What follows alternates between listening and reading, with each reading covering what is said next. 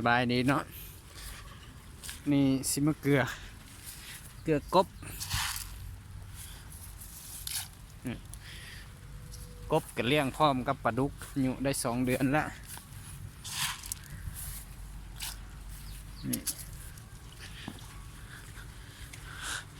นี่อ่างเลี้ยงกบเฮาเห็ดแบบธรรมชาติให้มันอยู่คือกันกับธรรมชาติเลย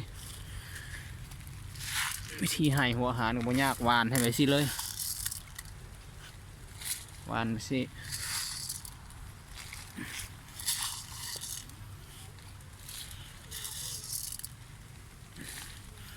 กบกับซิลี่อยู่ตามนี่แล้วเพิ่นก็ลงมากิน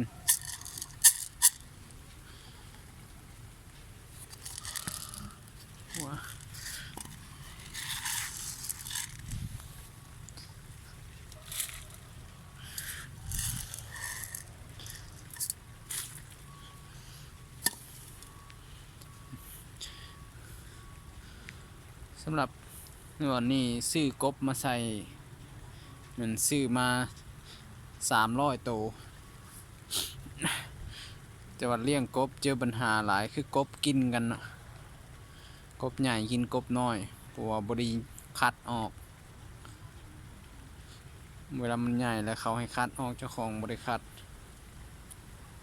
แต่ปลามันอยู่นี่โอ้โหมันสิเหลือเท่าใด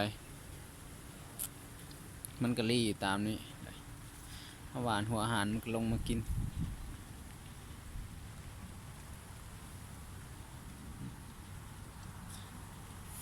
ก็เห็ดผ่าแยงอ้อมไปสิเวลาเปลี่ยนน้ำมันกับบริเปลี่ยนเป็นน้ำเข่าทั้งสนสุดพุ่นน้ำมันสิไหลออกมาออกนี่ออกนี่เราเห็นว่าน้ำมันขุ่นเลยก็เปลี่ยนออก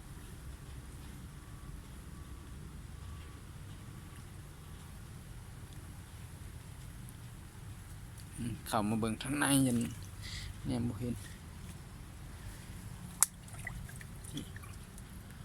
แล้วมันก็ลี่อยู่กบ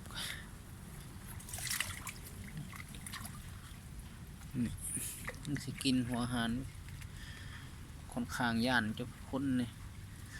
ว่ามันสิลี่อยู่ตามป่านี่มันไม่ได้ก็แบบสิตัวเหลืองตัวดำตัวนี้โดดลงมากินหัวอาหารสิหมดลิบลงเลยเธอมือเข่าอยู่ในนี้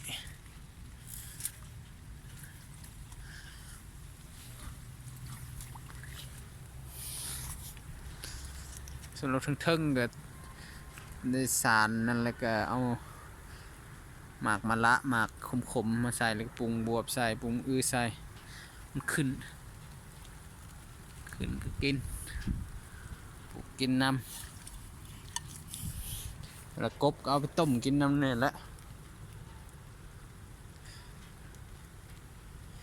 นี่มันก็ซิลี่อยู่ตามนี้แล้วมันก็ลงมากินอ่างน้อยนี่เอากระซามมาเห็ดอ่างน้ำให้มันสิเป็นไปสิบางคนก็ถามว่ามันโบเต้นออกบ่กับโบเห็นมันเต้นออก